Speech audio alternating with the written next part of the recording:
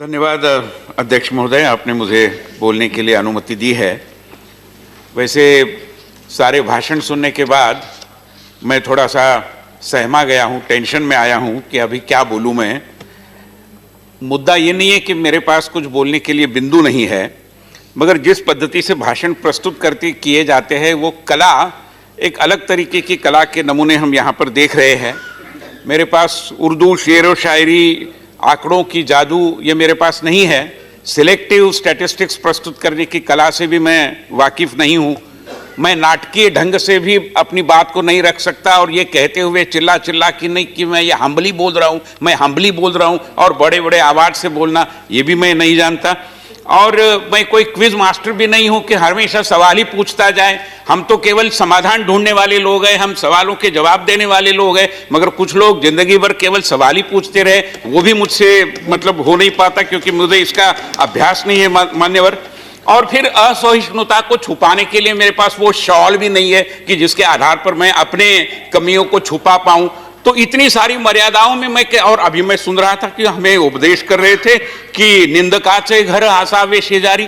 अरे भैया, 15-20 साल तो हमने निंदक को ही साथ में रखा था और उसके आधार पर ही तो हमने जो पड़ोसी का धर्म होता है उसको निभाया था। आपने अंदर झांक कर देखना चाहिए कि आपने दोस्ती मोहब्बत एक से की और घर बसाने की बात आई तो दूसरे के साथ घर बसा रहे, तो हमें उपदेश देने की जरूरत नहीं। और अध्यक्ष महोदय, मैं ये कहना चाहता हूं कि कुल मिलाकर 2014 से लेकर विगत 6-7 सालों की अगर मैं बात करूं, क्योंकि 2016 में भी 17 में भी इसी तरीके से धन्यवाद प्रस्ताव पर बोलने का अवसर मुझे मिला था। मैं मानता हूं कि विगत 6-7 सालों में जो हुआ है, एक आकांक्षा का जनतंत्र, एक डेमोक्रेसी ऑफ एस्पिरेशंस को लोगों ने अनुभव किया है, देश ने अनुभव किया है, और आत्मनिर्भरता के रास्ते से चल पड़े अभी इस देश की जनता ने एक आत्मविश्वास के जनतंत्र को साकार करने के बारे में ठान लिया है। आदरणीय प्रधानमंत्री नरेंद्र मोदी जी के नेतृत्व में देश एक इसी दिशा को पकड़कर बड़ी तीव्र गति से आगे जा रहा है, जिसकी परछाई, जिसका रिफ्लेक्शन हमें आदरणीय राष्ट्रपति जी के भाषण में मिलता है। कई बार मैं सुनता रहा 2019 के चुनावों के बाद कि ये मोदी मैजिक है, ये मोदी मैजिक है। मैं बताना चाहता हूं कि इसमें मैजिक नहीं, ये मोदी मेहनत है। ये किए हुए काम का फल हमें मिला है, और इसको अगर आप थोड़ा सा तरीके से देख पाएंगे तो मैं मानता हूं कि आपको समझेगा कि ये मैजिक नहीं है।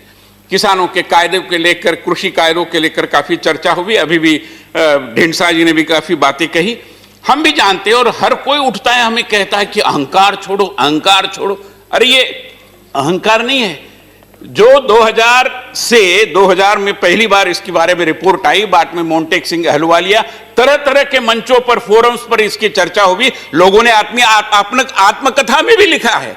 यहां पर मान्यवर जो सदस्य है उसमें से किसानों की बात करने वाले एक मान्यवर नेता ने अपनी आत्मकथा में लिखा है कि ये कानून आने चाहिए, और अभी बात को पलट देते हैं।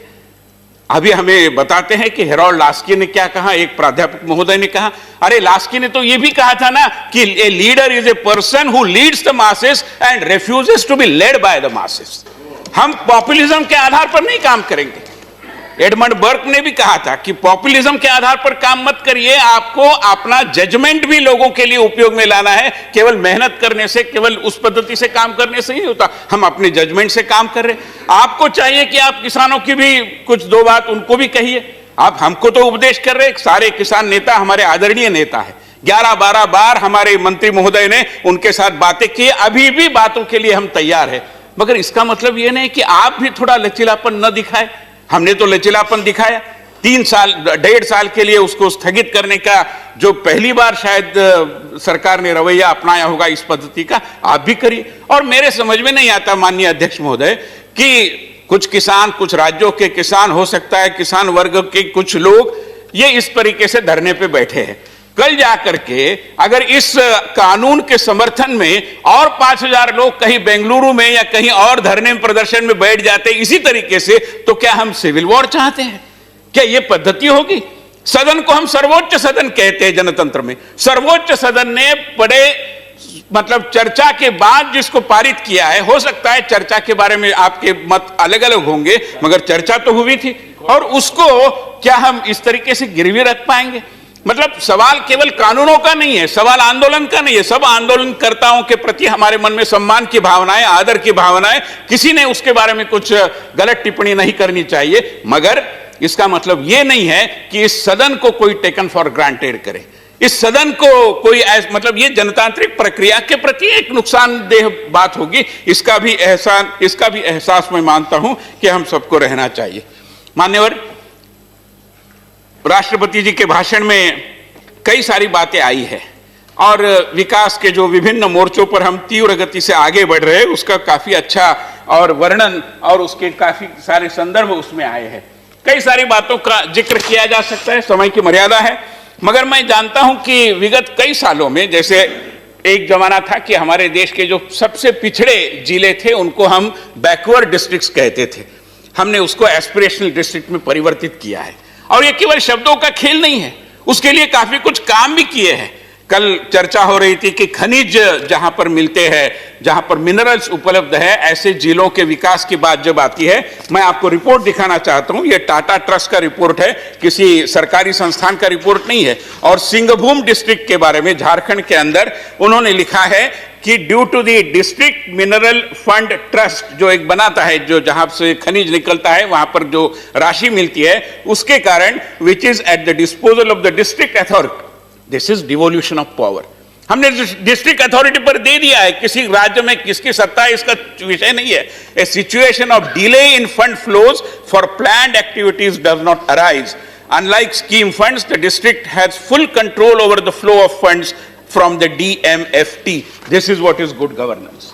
और केवल इतना ही नहीं, मैं अन्य तरीकों से, विशेष रूप में ये जो हमारे पिछड़े जिले थे, कई जिले नक्सलवाद की चपेट में आए थे, अगर मैं नक्सलवाद से प्रभावित जिलों की चर्चा करूं, जो एक दृष्टि से कानून व्यवस्था का भी विषय हो जाता है, तो ध्यान में आता है कि 2000 ये गृह मंत्रालय के एनुअल रिपोर्ट की बात मैं कर रहा हूं, जिसमें ये कहा गया है कि 2010 में नक्सल प्रभावित क्षेत्रों में इंसिडेंट्स की संख्या 2213 थी, और जो 2014 में जब हमने सूत्र संपादन किया तो 1000 तक आई थी, और आज की तारीख में वो 230 तक आई हो। इंसिडेंट्स इतनी कम हो रही है, वारदातें कम हो रही है, और उसी के अनुपात में वहां पर हताहत होने वालों की संख्या में भी काफी कमी आई है। मगर मान्यवर, जब मैं सुरक्षा की बात करता हूं तब स्वाभाविक रूप में सुरक्षा के लिए जो संसाधन जुटाए जाते हैं उनका भी विषय आता है। और हम सबको पता है कि सरकार ने जिस पद्धति से आर्थिक मोर्चे पर काम किया है, 2014 में इनकम टैक्स रिटर्न भरने वालों की संख्या केवल 3.31 करोड़ थी, 2020 में आज दुगुनी होकर 6.48 करोड़ हो गई है। करदाता भी इस देश के निर्माण में एक भूमिका निभाता है। मैं मानता हूं कि इसका एहसास हम सबको होना चाहिए।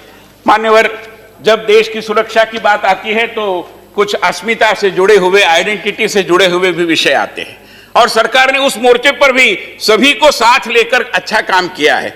मगर जो विडंबनाएं हमारे देश की राजनीति में चलती रही, मैं हैरान रह गया जब मेरे ध्यान में ये लाया गया कल्चर मिनिस्ट्री के संदर्भ में कि हमारे महाराष्ट्र के लोग अभी थे, यहां पर अभी नहीं है, मगर वो जानते हैं कि महाराष्ट्र में प्रतापगढ़ में शिवाजी और अफजल खान के बीच एक वारदात हुई थी जिसमें अफजल खान मारा गया था।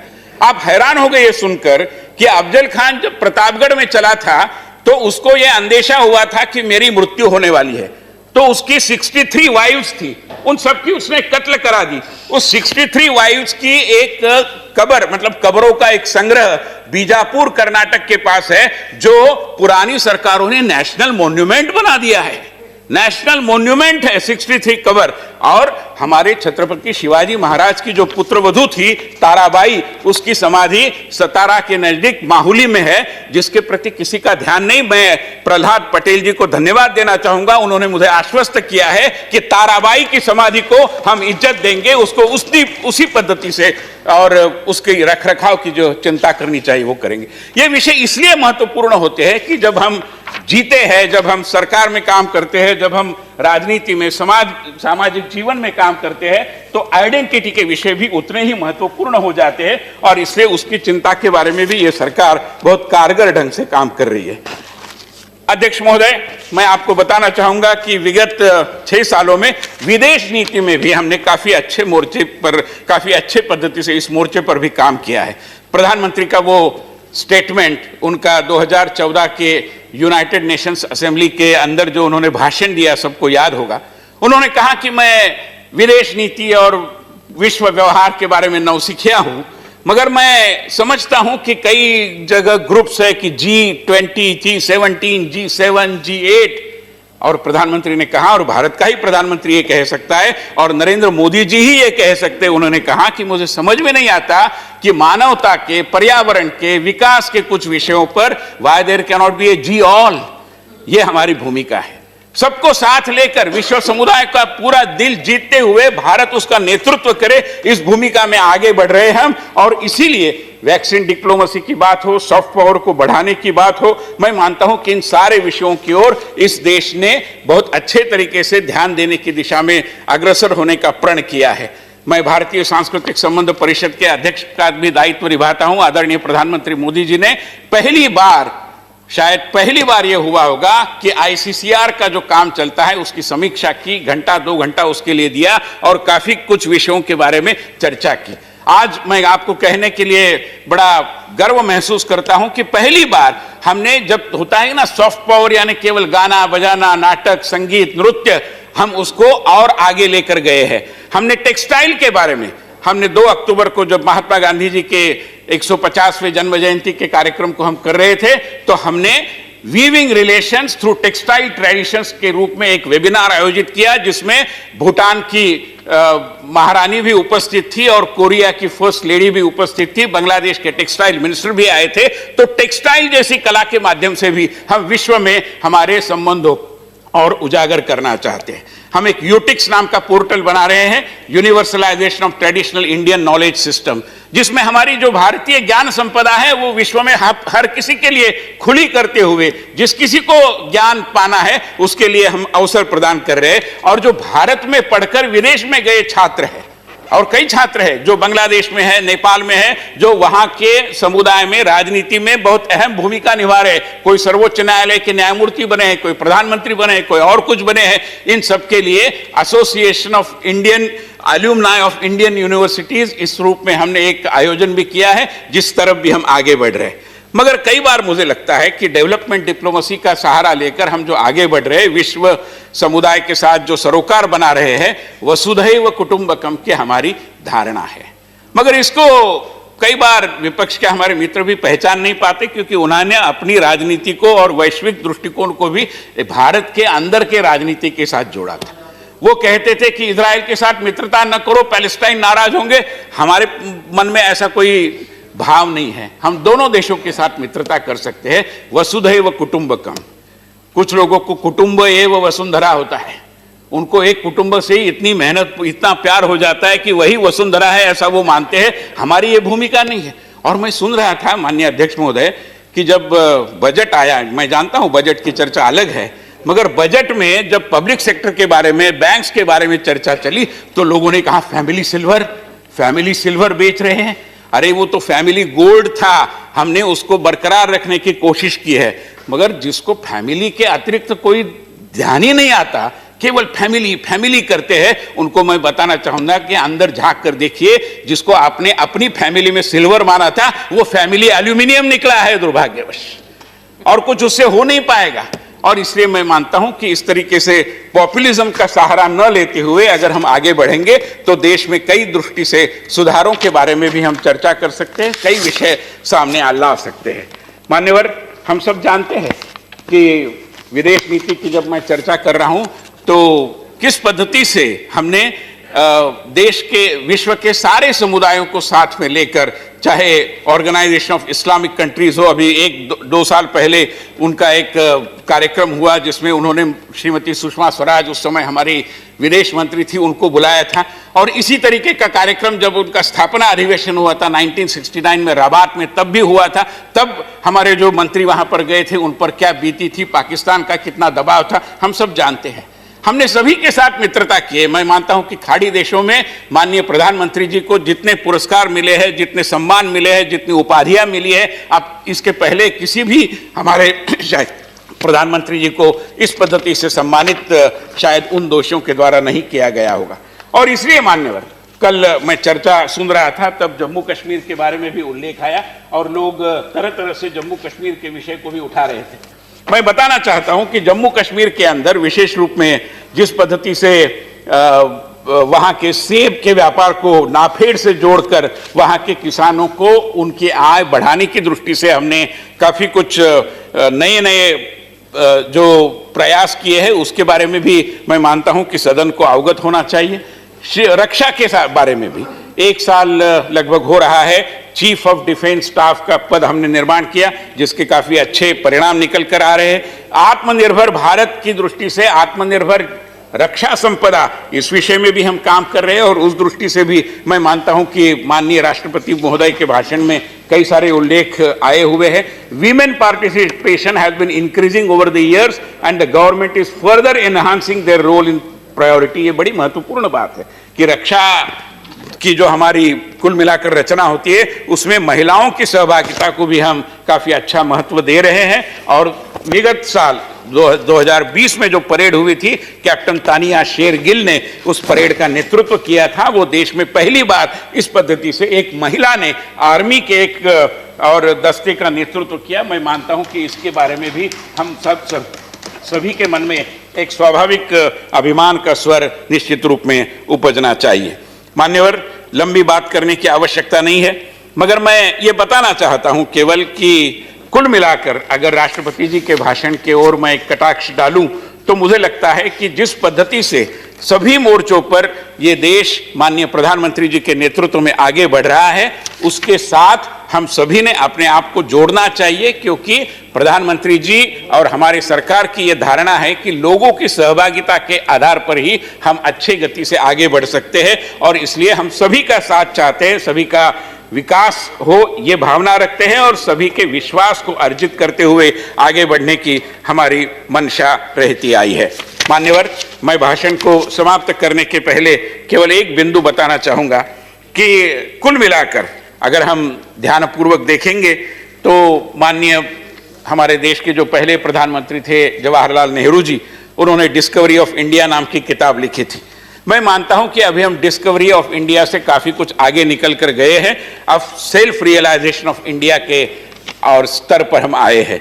एक दृष्टि से आत्मविस्मृति से इस देश की जनता को और देश के समुदाय को बाहर निकालते हुए आत्मविश्वास के आधार पर आत्मनिर्भरता की ओर हम तीव्र गति से बढ़ रहे हैं और ये यात्रा इसी पद्धति से सफल होनी है तो माननीय प्रधानमंत्री जी के नेतृत्व में पूरा देश उनके प्रति विश्वास बार बार दिखाते हुए बार बार विभिन्न चुनावों के माध्यम से, मतपेटी के माध्यम से जो भी आता है उसी से ये एक दृष्टि से एंडोर्स होता है। और इस दृष्टि से मैं मानता हूं कि हमें आगे बढ़ने के लिए काफी कुछ गति विगत 1-1.5 साल में भी 2019 का पुनः जनादेश प्राप्त होने के बाद ये सरकार जब काम करने लगी तो उसके बाद भी अगर हम देखें तो तीव्र गति से हम आगे बढ़ रहे हैं।